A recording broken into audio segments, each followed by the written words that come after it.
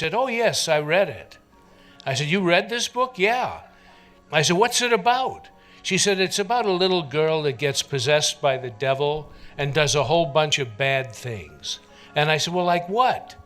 And she said, "Well, she hits her mother across the face, and she pushes a man out of her bedroom window, and she masturbates with a crucifix." And I looked at her mother, who was still smiling. When I was filming, I would go to this little restaurant, which was in the Jesuit quarters, and this very, very old priest handed me this little medal of the Blessed Virgin. He said, "You know why I'm giving you this?" I said, "Why?" He said, "I want to tell you something about intervention. Did you ever hear the concept of intervention?" I said, "No." He said, "It's a Gnostic concept. It comes out of the 15th century. If you do anything on the devil, anything at all on the devil, to reveal him as the trickster that he is, he will seek retribution against you. Or he will even try to stop what you're trying to do, to unmask him." And he said, "This medal will protect you." He said, be very careful, you take care of yourself." I had to, maybe about 3 days later. So I'm walking down the hall going to dinner one day, and I walked by and I said, "Did I see a casket in there?"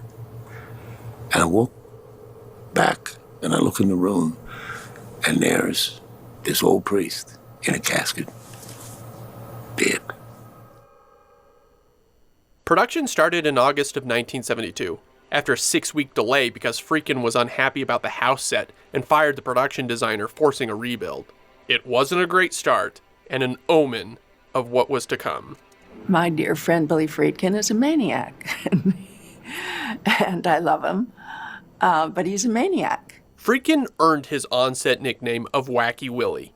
The cast and crew found him to be entirely irrational and were worried about what would set him off next. It wasn't that rare for Friedkin to reduce grown men to tears, or for someone to get fired, then rehired in the same conversation. He was a director dead set on authenticity, and went to any lengths needed to get real reactions from his actors. He hid guns around the set, and fired them without warning to shock the actors. When actual priest William O'Malley wasn't giving Friedkin what he wanted for the film's climax, Friedkin resorted to slapping him.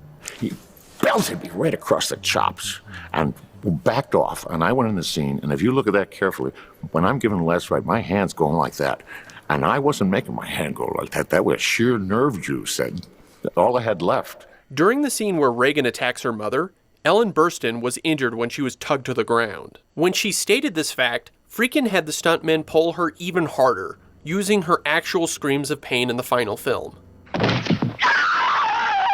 And Friedkin wasn't afraid of severing friendships for his art. Blatty, as a first-time producer, let Friedkin walk all over him. When Blatty actually fired Friedkin to prove his seniority, Friedkin quietly left, then returned the following Monday with an army of Warner Brothers lawyers. The studio sided with Friedkin and essentially gave him full control. Without Blatty's ability to rein him in, the final budget ballooned to 3 times its original $4 million. There was definitely